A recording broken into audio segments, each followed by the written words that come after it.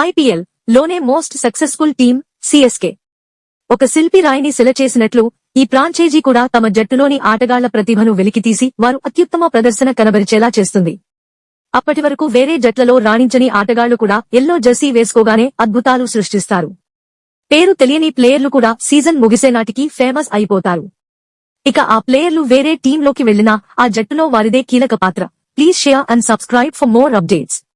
అస్సలు ఫేమ్ లేని దీపక్ చాహర్, తుషార్ దేశ్ పాండే, తీక్షణ సిఎస్కే తరఫున ఆడి బాగా రాణించి వేలంలో వేరే జట్లకు కోట్లలో అమ్ముడుపోయారు. ఆయా జట్లలో వారు అద్భుతంగా రాణిస్తున్నారు.